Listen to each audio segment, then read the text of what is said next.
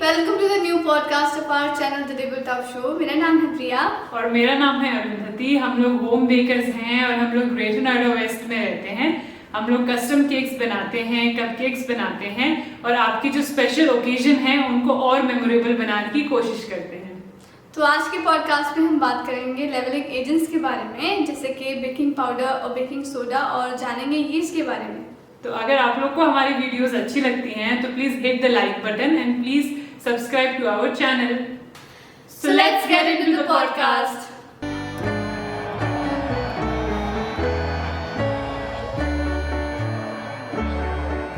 Basic question से शुरुआत करते हैं। लेवलिंग एजेंट्स क्या होते हैं? लेवलिंग एजेंट ऐसे सब्सटेंस है जिनके अंदर ऑलरेडी कुछ गैसेस ट्रैप्ड होती हैं और जब इनको लिक्विड मिल जाता है या फिर जब हीट मिलता है, जब अवन के अंदर हम इनको डालते हैं लेवलिंग एजेंट के साथ, तो अवन के अंदर जब इनको हीट मिलता है और अवन के अंदर डालने से पहले जब इनको लिक्विड मिलता है मिल्क या फिर वाटर के मीडियम से, तो ये गैसेस रिलीज करते हैं। जो इनके पास जो गैसेस ट्रैप्ड होते हैं उनको वो रिलीज कर देते हैं in the form of CO2, carbon dioxide, और फिर जो केक हमारा जो है उसको राइज होने के लिए हेल्प करते हैं। उनको राइज होने के लिए अच्छा वॉल्यूम देते हैं। हमारा जो केक है वो वॉल्यूम वाला बनता है। और उसके अलावा जो लेवलिंग एजेंट है वो हमारे जो क्रम्स होते हैं ब्रेड के, केक के, उनको काफ़ी इवनली डिस्ट्रीब्यूट करता है, काफ़ी सॉफ्ट बनाता है। जो हमारे जो केक होते हैं उनको काफ़ी सॉफ्ट बनाता है। और लेवलिंग एजेंट हमारे, अगर लेवलिंग एजेंट नहीं होंगे तो जो केक है वो काफ़ी डेंस बनेगा, काफ़ी हार्ड बनेगा। तो इस वजह से लेवलिंग एजेंट बहुत इंपॉर्टेंट होते हैं। उनके टेक्सचर को स्मूथ बनाने के लिए, सॉफ्ट बनाने के लिए बहुत ज़्यादा यूजफुल होते हैं। अच्छा, तो आपने भी बताया लेवलिंग एजेंट्स के बारे में, तो उसके कुछ टाइप्स भी होते हैं, जैसे कि बेकिंग सोडा या बेकिंग पाउडर। लेवलिंग एजेंट की ब्रॉड क्लासिफिकेशन दो टाइप की होती है। एक केमिकल लेवलिंग एजेंट है और एक नेचुरल लेवलिंग एजेंट है। उसके अलावा एक और लेवलिंग एजेंट होता है, उसको फिजिकल लेवलिंग एजेंट कहते हैं। लेकिन अगर हम ब्रॉडली बेसिक मेनली बात करेंगे तो दो ही इनकी ब्रॉड क्लासिफिकेशन होती है। एक नेचुरल लेवलिंग एजेंट होता है, दूसरा केमिकल लेवलिंग एजेंट होता है। जो नेचुरल लेवलिंग एजेंट है उनको हम बायोलॉजिकल लेवलिंग एजेंट भी बोलते हैं, क्योंकि उनके अंदर ईस्ट आते हैं।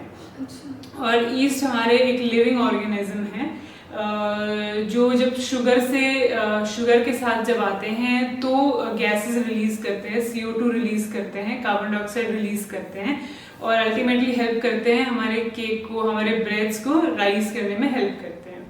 और इस पूरे प्रोसेस को फर्मेंटेशन कहते हैं। वो वाटर के थ्रू और ईस्ट के थ्रू वो धीरे धीरे फर्मेंट होता है डो, और उसके बाद उसको बेक किया जाता है।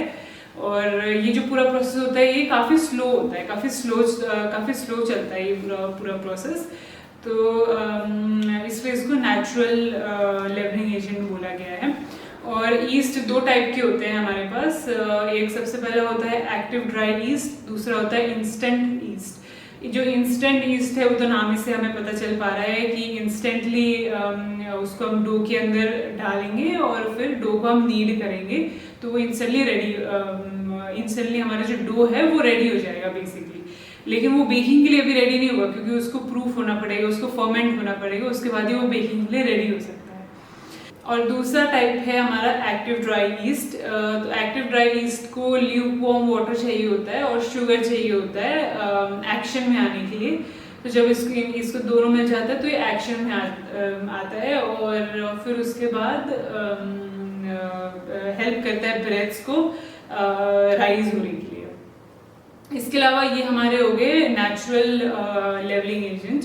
इसके अलावा जो केमिकल लेवलिंग एजेंट है उसके अंदर हमारे बेकिंग पाउडर, बेकिंग सोडा आते हैं और ये भी सेम तरीके से काम करते हैं। इनके अंदर भी गैसेस ट्रैप्ड होती हैं। जब इनको कोई भी लिक्विड मीडियम मिल जाता है तो फिर जब इनको कोई भी लिक्विड मीडियम मिल जाता है तो फिर उसके बाद ये लोग धीरे धीरे राइज करते हैं।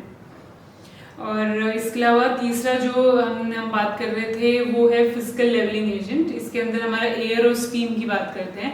एयर और स्टीम बेकिंग के थ्रू ही हम लोग उनको इनकॉर्पोरेट करते हैं। स्टीम तब होता है जब हम लोग ओवन के अंदर हमारा बेक सामान डाल देते हैं, तो उसके बाद वो पूरा प्रोसेस स्टीमिंग के अंदर जाता है। और इसके अलावा एयर तब इनकॉर्पोरेट होती है हमारे बैटर में जब हम शुगर और ऑयल को या फिर शुगर और बटर को हम लोग क्रीम करते हैं, तब एयर इनकॉर्पोरेट होती है। और तो इसलिए इस एयर और स्टीम को हमारा फिजिकल लेवलिंग एजेंट बोला गया है। तो ये 3 क्लासिफिकेशन है हमारे लेवलिंग एजेंट्स की। अच्छा, तो आपने बोला कि बेकिंग पाउडर और baking soda chemical leavening agents होते हैं, तो ये तो फिर हार्मफुल हुए क्योंकि इनमें तो केमिकल्स होते हैं, तो क्या ये सच में हार्मफुल होता है? नहीं, बेकिंग पाउडर और बेकिंग सोडा हार्मफुल नहीं है, क्योंकि बेकिंग सोडा में हमारा बाइकार्बोनेट सोडा भी कहा जाता है बेकिंग सोडा को, और बेकिंग सोडा एक बेस है। और उसको जब भी कोई एसिडिक मीडियम मिलता है तो जब वो एसिडिक मीडियम से रिएक्ट करता है तो वो बबल्स फॉर्म करता है, कार्बन डाइऑक्साइड रिलीज करता है, और फिर वो हमें बेकिंग में हेल्प करता है। और जबकि जो बेकिंग पाउडर है उसके अंदर दोनों चीज़ें प्रेजेंट होती है, बेकिंग एसिड मीडियम भी प्रेजेंट होता है और बेस मीडियम भी प्रेजेंट होता है बेकिंग पाउडर में, और उसमें बाइकार्बोनेट सोडा भी प्रेजेंट होता है, और एसिड के लिए क्रीम ऑफ टार्टर का यूज़ किया जाता है बेकिंग पाउडर में। तो इनका जो रिएक्शन है उसको हम केमिकल रिएक्शन कहते हैं, क्योंकि एसिड और बेस रिएक्ट करता है, कार्बन डाइऑक्साइड गैसेस के रूप में रिलीज करता है, जो कि अल्टीमेटली हेल्प करता है हमें केक राइज करने के लिए।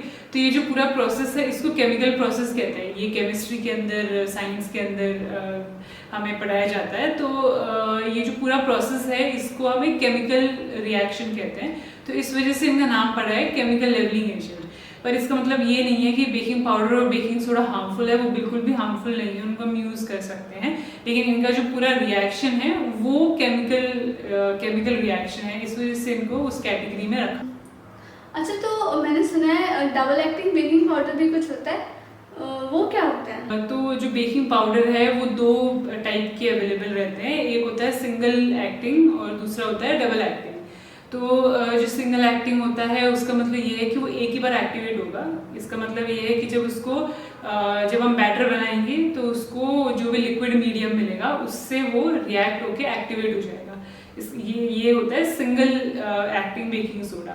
अब जो डबल एक्टिंग बेकिंग सोडा है वो 2 बार रिएक्ट होगा, मतलब जब हम बैटर बना रहे हैं, जब उसको कोई एक लिक्विड मीडियम मिल रहा है तब भी वो एक्टिवेट हो गया, और फिर जब उसको हीट मिल रही है ओवन के अंदर जाके तो भी वो एक्टिवेट हो रहा है, तो उसको डबल एक्टिंग बेकिंग पाउडर कहते हैं। तो आजकल जितने भी बेकिंग पाउडर्स हम यूज़ करते हैं सब में डबल एक्टिंग फॉर्मूला यूज़ होता है, क्योंकि जो सिंगल एक्टिंग है वो रिटेल के लिए अवेलेबल नहीं होता है, वो सिर्फ मैन्युफैक्चरर्स के लिए कुछ ही लोगों के लिए वो बनाया जाता है, लेकिन रिटेल में उनको कभी नहीं बेचा जाता।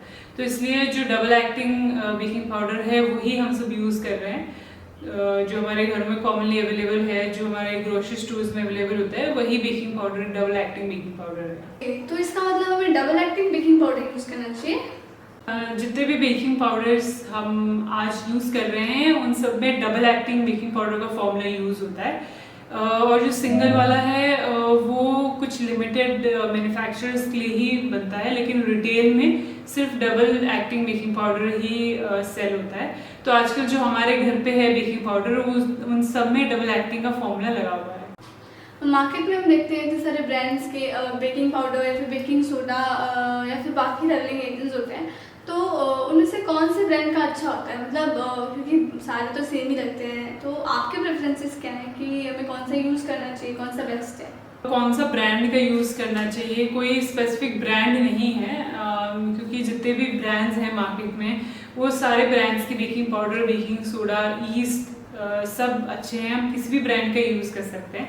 लेकिन हाँ, एक चीज़ हमें ध्यान रखनी है कि जब भी हम जा रहे हैं स्टोर में ख़रीदने के लिए तो उनकी मैन्युफैक्चर डेट जो है वो हमें ज़रूर चेक करनी है, क्योंकि हमें फ्रेश लेवलिंग एजेंट्स चाहिए, कोई भी पुराना लेवलिंग एजेंट नहीं चाहिए। तो हमें उनकी मैन्युफैक्चर डेट चेक करनी है, एक्सपायरी डेट नहीं चेक करनी है, क्योंकि एक्सपायरी उनकी 2 साल की होती है यूजुअली। तो एक्सपायरी डेट चेक नहीं करनी है, उनकी मैन्युफैक्चर डेट चेक करना है, और जितना फ्रेश आपको मिल सके, जितना जल्दी मैन्युफैक्चर वाला आपको मिल सके वो आपको यूज़ करना है, वो हमेशा बेस्ट रिजल्ट देगा। तो ये ईटिंग सोडा, खाने वाला सोडा या फिर बेकिंग सोडा, ये सारे सेम है, ये सब सेम होते हैं? बेकिंग सोडा, खाने वाला सोडा, ईटिंग सोडा, ये जितने भी सोडा हैं हमारे पास, मीठा सोडा, ये सारे सोडा एक ही होते हैं, एक ही तरीके से काम करते हैं, एक ही क्वांटिटी में इनको यूज़ करना होता है केक्स के अंदर, और इनमें से आप कोई भी यूज़ कर सकते हो, जो भी आपके घर में अवेलेबल है या जो भी आपको ग्रोसरी स्टोर में मिल रहा है वो सब आप यूज़ कर सकते हो। आपने अभी बताया कि बेकिंग पाउडर और बेकिंग सोडा हम दोनों भी यूज़ करते हैं बेकिंग में, तो क्या ऐसा हो सकता है कि हम उन दोनों में से किसी एक एलिमेंट को हम एलिमिनेट कर दें? जैसे कि अगर हम बेकिंग पाउडर यूज़ कर रहे हैं तो हम बेकिंग सोडा को एलिमिनेट कर रहे हैं, अगर हम बेकिंग सोडा यूज़ करें तो हम बेकिंग पाउडर ना यूज़ करें, ऐसा हो सकता है? बेकिंग पाउडर और बेकिंग सोडा अगर आप यूज़ करेंगे दोनों तो रिजल्ट ज़्यादा अच्छे आएंगे, क्योंकि उन दोनों की कुछ ना कुछ इम्पोर्टेंस ज़रूर है, तभी वो यूज़ किया जाता है बेकिंग में। और अगर कभी ऐसा हो गया कि अगर आपके पास दोनों में से कोई एक चीज़ नहीं है, एक ही चीज़ है, जैसे फॉर एग्जांपल आपके पास बेकिंग सोडा भी नहीं है स्टॉक में, सिर्फ बेकिंग पाउडर है स्टॉक में, तो आप बेकिंग पाउडर को थोड़ा सा ज़्यादा यूज़ कर सकते हैं, ताकि वो बेकिंग सोडा के साथ बेकिंग सोडा का जो अमाउंट है जो हमने नहीं यूज़ कर पाए हैं उसके साथ वो ओवरलैप कर दे। लेकिन फिर अगर आप बेकिंग पाउडर ज़्यादा डालेंगे तो क्या होगा कि आपका जो केक है वो बिटर टेस्ट कर सकता है। और अगर आपके पास कभी ऐसा हुआ कि अगर आपके पास सिर्फ बेकिंग सोडा अवेलेबल है, बेकिंग पाउडर नहीं है, तो बेकिंग सोडा आपका एक बेस है, बाइकार्बोनेट सोडा है, तो आपको सिर्फ एक एसिड की ज़रूरत पड़ेगी, तो आप एसिड ले सकते हैं, क्रीम ऑफ टार्टर ले सकते हैं, और उन दोनों को मिक्स करके बेकिंग पाउडर बनाया जा सकता है। तो ये उसके कुछ सब्स्टिट्यूशन का कुछ एग्जांपल्स हैं जिनको हम यूज़ कर सकते हैं। लेकिन अच्छा है अगर आपके पास दोनों हैं, आप अगर दोनों यूज़ कर रहे हैं तो you will get the best possible result. जी, तो मैंने देखा है कभी कभी लोग कंप्लेन करते हैं कि उनका केक बीच में से सिंक हो गया। जैसे कि मेरी फ्रेंड्स वगैरह भी कभी बेक करती हैं तो वो कहती है कि अरे मेरा तो केक बीच से सिंक हो गया। तो ऐसा क्यों होता है? मतलब जब आप बेकिंग पाउडर और बेकिंग सोडा दोनों यूज़ कर रहे हो तो फिर वैसा क्यों होता है कि बीच से आपका केक सिंक हो जाता है? केक बीच से सिंक इसलिए होता है क्योंकि अगर दो फैक्टर से केक बीच से सिंक होता है। सबसे पहले ये रहता है कि अगर आपने कोई लेवलिंग एजेंट ज़्यादा डाल दिया, जैसे आपने बेकिंग सोडा अगर ज़्यादा डाल दिया तो केक बीच से सिंक हो जाता है। नहीं तो अगर आपने आपकी जो बैटर की जो कंसिस्टेंसी है before pouring it into a mould, अगर वो ज़्यादा पतली है या फिर वो अगर ज़्यादा थिक है तो भी आपका बीच से केक सिंक हो सकता है। तो इस चीज़ का बहुत ध्यान रखना बहुत ज़रूरी है कि जो कंसिस्टेंसी है केक की वो बिल्कुल परफेक्ट होनी चाहिए, ज़्यादा गाढ़ी या ज़्यादा पतली नहीं होनी चाहिए। और दूसरी चीज़ ये है कि जो लेवलिंग एजेंट है उनको भी बिल्कुल क्वांटिटी मेजर करके ही हमें यूज़ करना है। तो क्या ऐसा हो सकता है कि हम इन दोनों के सब्स्टिट्यूट में इनो को यूज़ कर रहे हैं? जैसे कि मेजरमेंट टाइम्स हमारे घर में नहीं अवेलेबल होते हैं तो हम इनो यूज़ कर सकते हैं इन दोनों की जगह पर? इनो काफ़ी लोग यूज़ करते हैं बेकिंग सोडा और बेकिंग पाउडर की जगह पे, और यूज़ भी कर सकते हैं, बिल्कुल यूज़ कर सकते हैं क्योंकि उसका रिजल्ट अच्छा आता है। और जो इनो है वो बेसिकली आपका baking powder, baking soda and salt का कॉम्बिनेशन है। Baking powder baking soda exactly नहीं है, लेकिन आपका कोई एक बेस, एसिड एंड सॉल्ट का मिक्सचर है वो बेसिकली। तो लेकिन इनो आप यूज़ कर सकते हैं, लेकिन अगर हम कमर्शियल लेवल की बात करेंगे, केक बेकिंग की बात करेंगे, तो उसमें बेकिंग सोडा बेकिंग पाउडर ही यूज़ होता है, क्योंकि इनो बनाया गया है पेट की एसिडिटी को कम करने के लिए, पर केक्स के लिए नहीं बनाया गया है। वो तो एक बस जुगाड़ वाला एक तरीका लोगों ने निकाल लिया है कि अगर किसी के पास बेकिंग सोडा बेकिंग पाउडर नहीं है तो वो इनो यूज़ कर सकते हैं। हाँ बिल्कुल, अगर आप एक दो बार के लिए केक्स बनाना चाह रहे हैं, अगर आप अपनी फैमिली के बनाना चाह रहे हैं तो एक दो बार आप यूज़ कर सकते हैं। पर अगर आप ये चाह रहे हैं कि नहीं आप एक होम बेकर हैं या अगर आपको फ्यूचर में होम बेकर बनना है तो बहुत ज़रूरी है कि बेकिंग सोडा और बेकिंग पाउडर ही यूज़ करना है। आप इनो वगैरह कोई जुगाड़ वाला तरीका आप यूज़ नहीं करेंगे तो ज़्यादा अच्छा रहेगा।